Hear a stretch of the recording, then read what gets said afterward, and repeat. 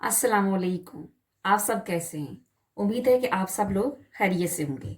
आज मैं आपके सामने बनाने लगी हूँ ग्रूनकोल का साग। इसको जर्मन में ग्रूनकोल कहते हैं और हमारी इंग्लिश में इसको कहते हैं काले, क्योंकि हमें यहाँ पे सरसों का साग दस्तयाब नहीं है, इसलिए हम यहाँ पे बना रहे हैं ग्रूनकोल का साग। और इसका टेस्ट जब हम लोग अपने पाकिस्तानी तरीके से बनाते हैं तो इसका टेस्ट सेम टू सेम ऐसे ही होता है जैसे गंदों का साग हम लोग खा रहे हैं।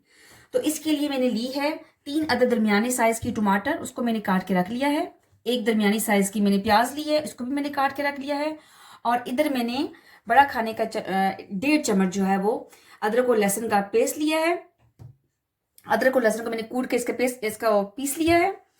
और इधर साथ मैंने लिया है कुटी हुई लाल मिर्च, ये भी बड़ा खाने का चम्मच मैंने लिया है। और इधर मैंने 4 अदद सब्ज मिर्च ली हैं, इनको भी मैंने काट के रख लिया है। और इधर मैंने छोटा चाय का चम्मच 1.5 चम्मच लिया है मैंने नमक। और एक छोटा चाय का चम्मच मैंने लिया है हल्दी पाउडर। और एक छोटा चाय का चम्मच मैंने लिया है धनिया पाउडर, खुश्क धनिया पाउडर। और इधर मैंने 5 चम्मच बड़े खाने के चम्मच जो है वो कुकिंग ऑयल ले लिया है। और धनिया इधर मैंने लिया है गार्निशिंग के लिए, जो एंड पे हम करेंगे। तो नाज़रीन शुरू करते हैं हम। चूल्हा मैंने ऑन कर लिया है, चूल्हा मैंने पहले से ऑन कर लिया था। अब इसके अंदर हम डालते हैं कुकिंग ऑयल।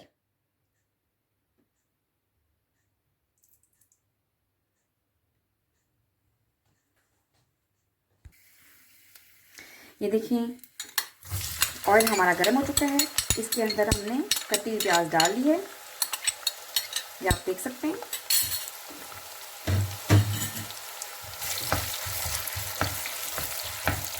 इसको थोड़ा सा हम ब्राउन करते हैं।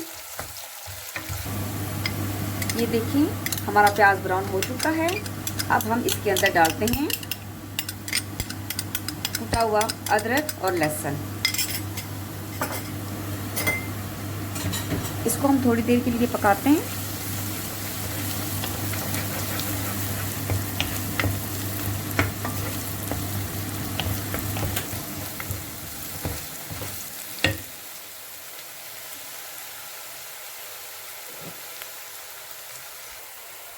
अब क्योंकि हमारा लहसुन और अदरक हो चुका है, इसके साथ ही मैं डाल देती हूँ इसके अंदर टमाटर, कटे हुए टमाटर में डाल दिए इसके अंदर। ये देखिए हमारे टमाटर जो हैं वो तकरीबन गल चुके हैं। तो इसके अंदर सबसे पहले मैं डालती हूँ हल्दी पाउडर,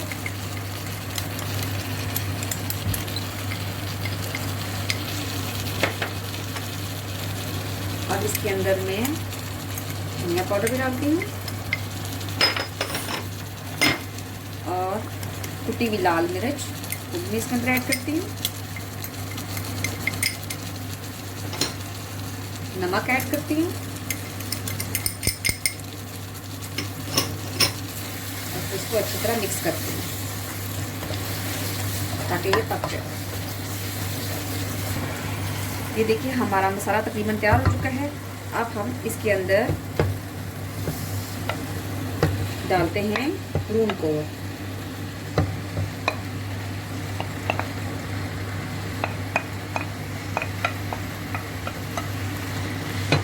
तो अच्छी तरह से हम लोग मिक्स कर लेते हैं।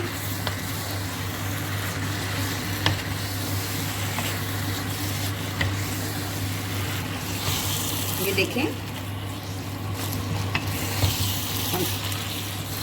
हमारी जो है ग्रूनकोल इसके अंदर पक रही है, इसकी खुशबू बहुत ज़्यादा अच्छी आ रही है। इसके साथ ही मैं इसके साथ थोड़ा सा इसके अंदर डाल लेती हूँ सब्ज़ मिर्ची, बाकी मैंने गार्निशिंग के लिए रख ली है। और इसको पकाती हूँ अच्छे तरीके से 5 से 7 मिनट और, ताकि सारे मसाला जात इसके अंदर हो जाएं। आज मैं साग के साथ मकई की रोटी भी बना रही हूँ। तो जब तक ये पक रहा है इसके साथ में मैंने देचकी रख ली है पानी गर्म करने के लिए, क्योंकि मैंने आटा गूंदना है और गर्म पानी से गूंदना है। और उसके लिए मैं लेती हूँ जितना मतलब हमें 2 बंदों के मुताबिक लूँगी, क्योंकि मैंने 2 बंदों के लिए तैयार करनी है मकई की रोटी। तो 4 अदद रोटियां मैंने तैयार करनी है। मैं बताती हूँ आपको। इसके लिए मैंने तकरीबन 1 गिलास पानी ले लिया है और इसको मैं गर्म करने के लिए रख देती हूँ। तब तक ये उबलता है, मैं साथ बाकी चीज़ें तैयार कर लेती हूँ। ये देखिए हमारा साग तैयार हो गया है। अब इसको हम एक बाउल में निकाल लेते हैं। ये देखें साग मैंने बाउल में निकाल दिया है। अब इसको गार्निशिंग मैं धनिया पाउडर इसके अंदर डाल रही हूँ।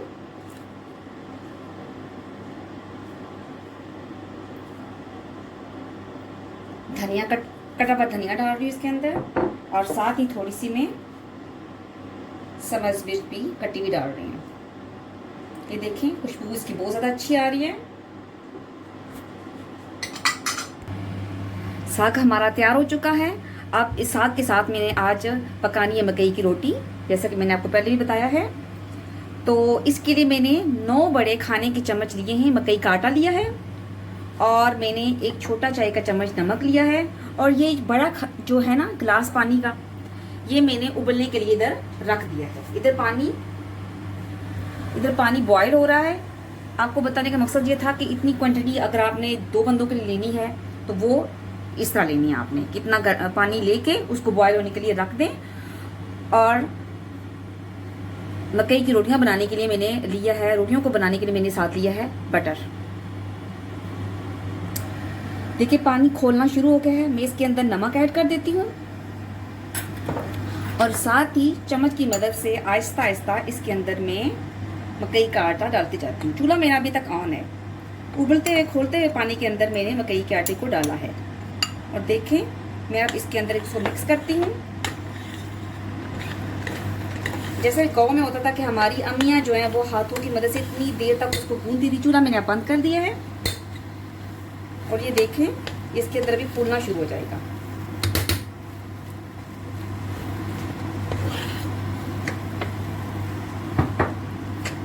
ये देखें पानी सारा इसने आटे को अपने अंदर जज़ब कर लिया है।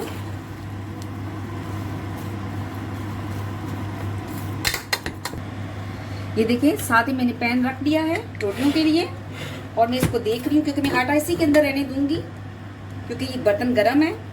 तो जब तक गरम गरम बनाऊंगी तो ये बहुत अच्छे तरीके से फाइन बनेंगी भी, बहुत अच्छी बिल्कुल ऐसी बनती हैं। मोटी मोटी रोटियां नहीं, जैसे हम लोग ये बिल्कुल बारीक जैसे होती है चपाती बनाते हैं ना हम गंदम के आटे की, वैसे तैयार होगी।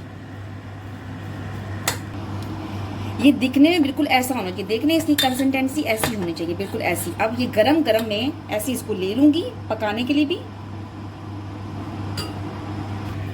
ये देखें गरम गरम मैंने ले लिया है इसका पेड़ा, बहुत गरम है। ये देखें इसका पेड़ा मैं डाल नॉर्मल, और इधर नॉर्मल मैंने गंदम का आटा लिया है, इसको थोड़ा सा नीचे छिड़क लूंगी फीट के ऊपर में। और देखें नॉर्मल सा छोटा सा पेड़ा बनाया है मैंने, बहुत बड़ा पेड़ा नहीं बनाया है। ये देखें मैंने हाथों की मदद से इसको गोल कर लिया है। ये देखें, और सही गरम है, ये मेरे हाथों में सही गरम है। देखें मेरे हाथ किस तरह रेड हो गए हैं।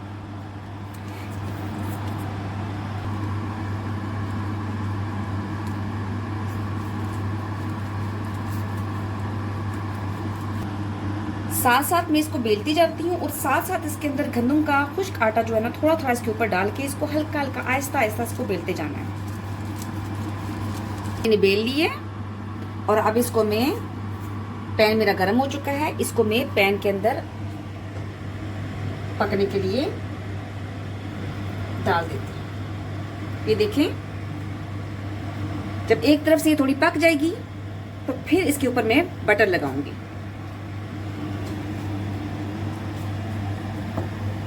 जैसे चपाती की रोटी होती है, आप इसको देख सकते हैं ऐसे ना, इसके ये कोने उठा के देख सकते हैं कितनी बारीक रोटी है, जैसे चपाती की नॉर्मल रोटी होती है वैसे मकई के आटे की रोटी मैंने बनाई है। देखिए इसकी साइड में पलटने लगी हूँ, इधर से थोड़ी पक के तैयार हो चुकी है। अब मैं इसके अंदर बटर लगाती हूँ। देखिए किस तरह फूल रही है, आप देखें किस तरह ये फूल रही है, जैसे नॉर्मल रोटी फूलती है। ये देखें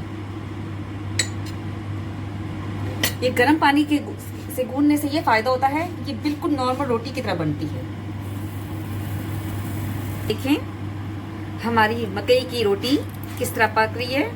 बटर इसके ऊपर मैंने बटर लगा दिया है और अब मैंने चूल्हे की आंच फिर की कर दी है ताकि ये थोड़ी सी क्रिस्पी हो जाए, जैसे पराठे हम लोग बनाते हैं। हमारी रोटी पक के तैयार हो चुकी है। तो इसके साथ मैंने आपको ये भी बताना था कि जिन लोगों को ग्लूटीन की प्रॉब्लम है और जो लोग गंदम का आटा नहीं खा सकते, वो मकई का आटा इस तरह उबलते हुए खोलते हुए पानी में डाल के इसको बनाएं।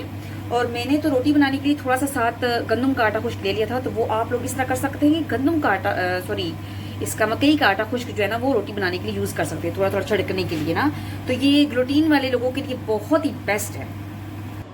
ये देखें, हमारा साग और मकई की रोटी तैयार हो चुकी है और आप लोग, मुझे उम्मीद है कि आप सबको ये बहुत पसंद आएगी। और साथ इसके आप मक्खन भी खा सकते हैं, चाहें तो देसी घी भी लगा के खा सकते हैं, इस साग के अंदर डाल के आप लोग खा सकते हैं।